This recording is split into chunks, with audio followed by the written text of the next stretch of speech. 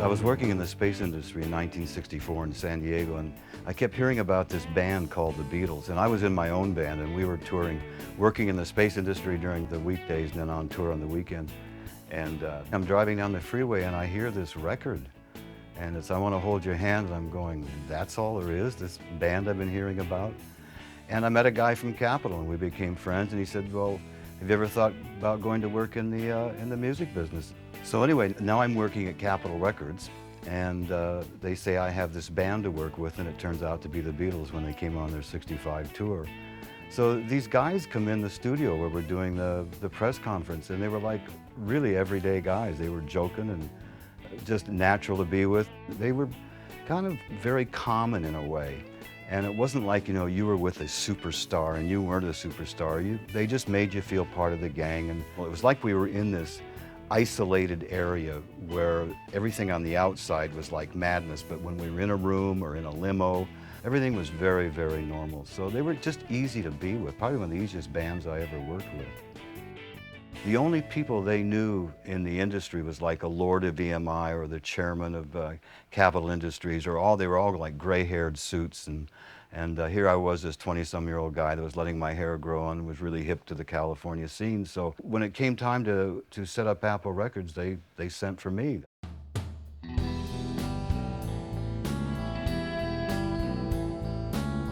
I first met Ken Mansfield in 1968 when he first came to our office in London in Savile Row, and we thought he was a very smooth guy, very smooth, typical Californian, suntan, smooth, blue jeans all the time, and we didn't wear blue jeans in those days. We were sort of smart, snappy, sort of mods of London, but Ken was like really laid back and we were very edgy. So it was interesting, the difference between us was quite amazing. I walk in the offices and you guys were so kind of odd in a way. Everybody was kind of real, you dressed really nice and you talked funny, you know? I always got the impression you were looking at me, I never knew what you guys thought about, you know, about Mr. Laid-back California in his jeans and suntan. Sometimes I thought you were making fun of me. Well, we were probably. Oh, okay. Because we're like that, you know. Yeah. Like, it's an English thing. Right. We were one of the first companies around ever where people had fun working and no one could understand it. You know, you're not supposed to have fun when you work, but we really had fun. But we did get the job done. I mean, think about it. One of the biggest record labels, really, of the time. And there's like a handful of people. You know, 3 Savile Row, when I walked up in front, here's just a little bitty stairs, little railing. You walk in, there's no grand entrance. In fact, didn't you go into a hall to stairs and then off to the right? It was an old house. And you would go from this like madness outside into another form of madness. There would be the Hells Angels in there. There would be Hare Krishna people in there. There would be famous movie stars hanging out just to want to be with the Beatles. The recording studio was downstairs and the sessions might be going on. But you just never knew what was going to happen. We would get in and at 10 o'clock in the morning we'd have a bottle of champagne before we started work, just to get us rolling. and we had a really nice time there. There was almost zero organization in that building. It was like all creative. Everything was just happening. People were coming up with ideas in and out, and you just never knew what was going to happen next. And we could have phoned up the President of the United States if we wanted, and he'd have taken the call. But the interesting thing was we didn't realize that we had that much power, to be honest.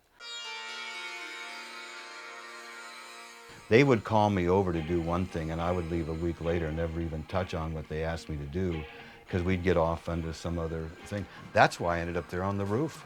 I just happened to be in the building that day when we decided to do that. It was freezing cold up there. This is January 30. We're on top of a 5 or 6 story building.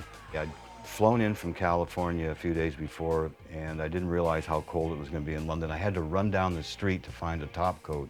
But the neat thing about it was because it was white, and virtually everybody up there had black on. So in the pictures on the roof, it's real easy to spot me because I'm standing there in a white coat. And so there I am. The most famous time in the history of rock and roll just about is the last time the Beatles played together on the roof at Apple. And in that moment of time for me, I saw the Beatles as the rock and roll band that they were. And I think they sensed that. I think all their camaraderie came back together that day. And it was a magic moment. I think it's one of the most historical moments in rock and roll. The White Book's different because I'm not a reporter, and I actually started writing this as a journal, just about my time with them. And you know, most of the books are about people who research these kind of things, and not very many people who are actually there have written books. The pictures that are in the book are pictures that were taken not because they were posed. Everything is just kind of how it happened. It's not only about the Beatles, it's really about an era. And because the Beatles were the Beatles, they seemed to define the era for us. But in that time period, there were the Byrds and the Eagles and the various California bands, the Iron Butterflies and the Doors and all that. And everything kind of started mixing together to where we started coming back and forth across the ocean. So the book is about everybody from Andy Williams to David Cassidy to Roy Orbison to the Beach Boys, Waylon Jennings and the Outlaws. And then we had the Merle Haggards and the Buck Owens and the Glen Campbells.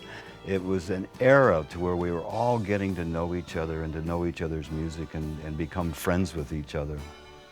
For me, when I look back to see where I've been, to have come off of Indian reservation lands in northern Idaho and end up working with the greatest stars of all time, it just kind of boggles my mind. And just the people that I ended up working with and being friends with, it's just bizarre to me to have been thrown into these things. 40 years, goodness me. Yeah, we met in I suppose it is 40 years, isn't it? 67. Yeah, it is 40 years ago. It was 40 years ago today.